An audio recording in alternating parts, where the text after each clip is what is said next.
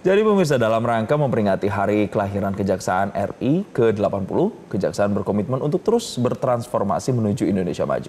Apa saja kira-kira transformasi yang akan dilakukan Kejaksaan ke depannya? Kita akan hadirkan untuk Anda dalam segmen Tatap Muka bersama jurnalis Metro TV Valeri Budianto dan PLT Wakil Jaksa Agung Asep Nana Mulyana. Berikut ini.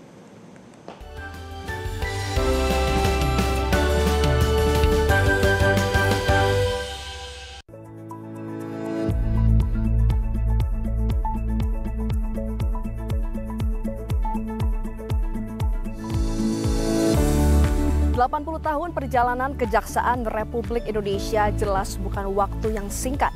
Selama 8 dekade, Kejaksaan terus bertransformasi dan juga berbenah diri. Tujuannya satu, menghadirkan penegakan hukum yang terbaik di negeri ini. Lantas sejauh mana Kejaksaan ini bertransformasi dan juga dirasakan masyarakat? Lalu mampukah Kejaksaan untuk menegakkan hukum tanpa pandang bulu untuk Indonesia maju? Selengkapnya akan kita bahas dalam segmen Tatap Muka kali ini bersama saya Valeri Budianto. Tentu saya tidak sendiri pemirsa, nanti akan hadir bersama kita salah satu sosok yang memimpin institusi Kejaksaan Republik Indonesia. Pasti penasaran? Yuk ikuti saya.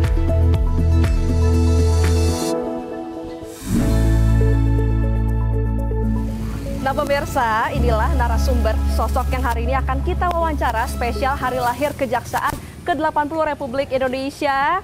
Sama-sama kita sambut dulu Pak Asep. Apa kabar Bapak? Kabar baik Mbak Ferry. Selamat Hari Lahir Kejaksaan Pak Asep. Makasih. Luar biasa, yuk kita sama sambil masuk ke dalam Pak Asep. Baik. Pak Asep, ini kan usia dari Kejaksaan tahun ini usia 80 tahun Pak. Ya. Kalau dikonversikan ke usia manusia, 80 tahun itu sudah senior. Sudah banyak lika-liku kehidupan yang berhasil dihadapi. Bagaimana Bapak memaknai 80 tahun Kejaksaan? Jadi hari ulang tahun yang jatuh pada tanggal 2 September ya, 2005 ini menjadi ulang tahun kami yang ke-80. Tentu bukan sebuah usia yang muda ya. Usia yang cukup dewasa lah bagi sebuah organisasi sebesar Kejaksaan ini. Dan banyak hal yang bisa saya maknakan dari perjalanan selama 80 tahun ini. Kami sebagai lembaga yang tidak saja konsen di penuntutan ya, tapi juga kami ingin membangun bagaimana perbaikan tata kelola misalnya. Ya. Kami juga kemudian melakukan pembenahan di internal kami. Terus juga kami membangun organisasi kami. Sehingga tentu ke depan kita bisa menjadi sebuah organisasi yang agile ya, yang lincah, yang adaptif terhadap perubahan zaman ya Bapak? Ya. Termasuk perubahan regulasi juga gitu. Perubahan regulasi yang pasti di bawah kepemimpinan tuh pasti selalu ada perubahan. Betul. Di tengah era dan juga tantangannya pasti berbeda ya Pak ya. Betul. Tapi Bapak kalau misalnya kita melihat ini kan lagi di Badan Diklat Kejaksaan ya pemirsa, ini menjadi lokasi puncak dari Harlah Kejaksaan ya, Pak Asep, dan tema dari Harlah Kejaksaan tahun ini adalah transformasi kejaksaan menuju Indonesia maju. Bagaimana Bapak memaknai tema ini dan juga transformasi apa saja sih Pak yang sudah dilakukan Kejaksaan khususnya setahun kebelakang? Kita sambil jalan Pak. Baik. Ya, jadi kami memang mengacu pada tema nasional ya, tema nasional bertepatan dengan Hari Ulang Tahun Kemerdekaan dan juga mengacu pada Undang-Undang 59 2024 tentang Rencana Pembangunan Jangka Panjang Nasional 2025-2045. Maka tema transformasi kejaksaan Indonesia maju menjadi suatu pilihan bagi kami untuk terus melakukan pembenahan dan perbaikan serta penyempurnaan organisasi. Dan kalau saya boleh mengatakan, sebenarnya ada tiga pondasi yang sedang kami bangun dalam transformasi itu. Yang pertama transformasi personal, kami ingin terus meningkatkan integritas personal. Bagaimana memastikan juga profesionalitas daripada personal kami. Internal Adiaksa berarti ya Pak? Termasuk para jaksanya pasti ya, pasti. Karena tangan mereka lah kemudian penegakan hukum akan dikedepankan nanti. Yang kedua, kami juga melakukan transformasi organisasi. Jadi seperti kami sekarang sudah memiliki yang disebut dengan Jampit Mil. Ya, yang mungkin institusi yang kejaksaan yang selama ini mungkin belum sempat terpikirkan oleh pendahulu kami sebelumnya kaitan dengan bagaimana menjaga agar ketika ada dua subjek hukum ya, oknum militer dan sipil bisa dilaksanakan dengan satu pendekatan proses yang sama. Ya. Kami juga membuat Badan Perlindungan Aset. Ya. Yang dulu hanya sebatas eselon 2. Karena ke depan tentu pendekatan kita hanya terbatas pada pendekatan folder suspek. Ya. Dengan juga mengoptimalkan pendekatan folder money, folder aset, sehingga butuh sebuah organisasi, sebuah institusi yang semakin besar. Ya. Okay. Tidak hanya besar di segi kelembagaannya, tapi juga kemudian bisa menampung berbagai aspirasi masyarakat, Bang. Itu. Dan yang ketiga, kami juga melakukan transformasi tata kelola, ya, bisnis proses. Undang-Undang 16 2004 kami ganti. Ya. Kami perbaharui dengan Undang-Undang 11 2001 tentang kejaksaan. Kami juga misalnya di PIDU melakukan berbagai pembenahan, termasuk organisasi kami, ya.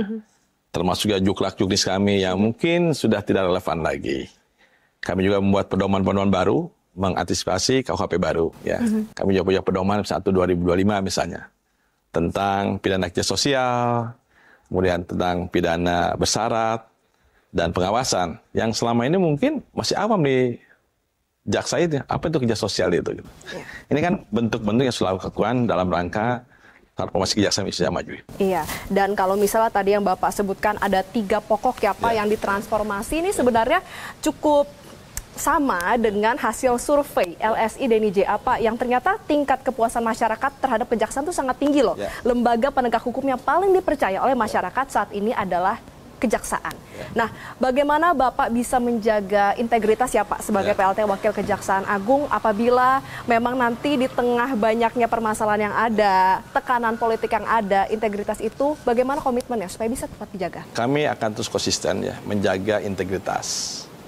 Tidak hanya integritas personal ya, para jaksa, pegawai kejaksaan, tapi juga organisasi. Karena penting bagi kami juga menjaga bagaimana organisasi ini bisa tumbuh, bisa kemudian berkembang, dan juga berjalan lurus ya, sesuai koridor.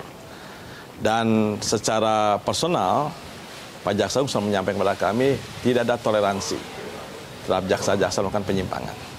Ya. Terhadap jaksa-jaksa kemudian yang melakukan kemudian penyalahgunaan kewenangan. Kami akan melakukan penindakan secara tegas dan terukur.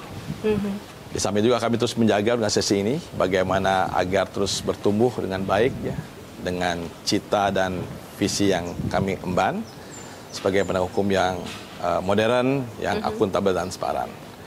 Kami tentu juga bagaimana terus merawat ya hubungan kami dengan masyarakat, dengan lembaga eksternal kami yang selama ini bukan hanya mengawasi, tapi memberikan masukan dan saran. Masukan dan saran terhadap terus pada kami untuk kami lakukan perbaikan pembenahan di sana sini.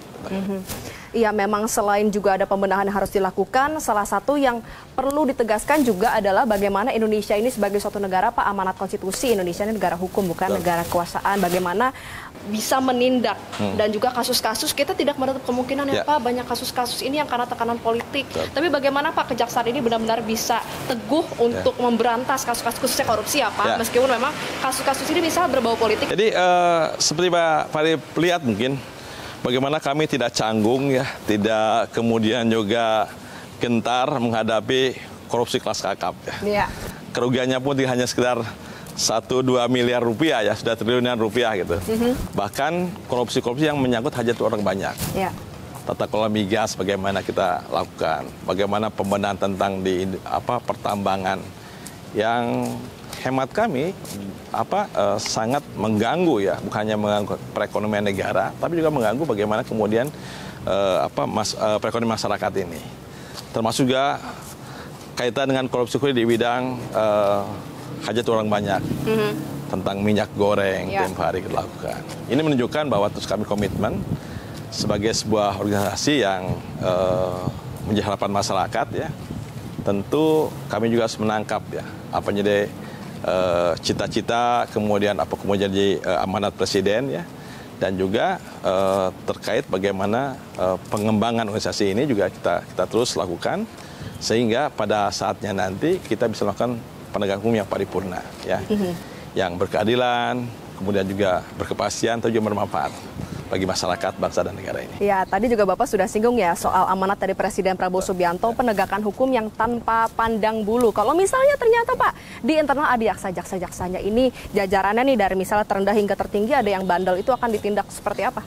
Pak Jaksa sudah menyampaikan pada kami semua nih, para pembantunya untuk kemudian melakukan tindakan yang tegas terukur tanpa pandang bulu. Siapapun yang melakukan penyimpangan, ya, melakukan kemudian juga penyalahgunaan kewenangan, nggak ada toleransi, nggak ada tempat buat mereka untuk terus bergabung dengan kami.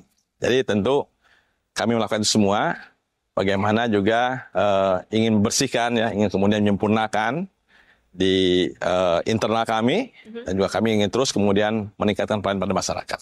Baik, pada intinya kami masyarakat, Pak, titipkan kepercayaan penegakan hukum pada institusi kejaksaan, Pak. Dan tentunya di hari ulang tahun yang ke-80 ini, kita akan tunggu apa gebrakan yang akan dikeluarkan oleh kejaksaan. Karena kan kalau setahun kebelakang ini banyak sekali ya, Pak, yang berhasil ditorehkan kejaksaan. Dan juga pastinya kita tagih nanti janji-janjinya untuk bisa menjaga integritas, baik di eksternal maupun internal dari Kejaksaan Republik Indonesia. Terima kasih, PLT Wakil Jaksa Agung, Pak Asep Nana Mulyana, sudah bersama kami di segmen Tatap Muka, dan pemirsa tetaplah bersama kami di Selamat Pagi Indonesia. Jelajahi cara baru mendapatkan informasi. Download Metro TV Extend sekarang.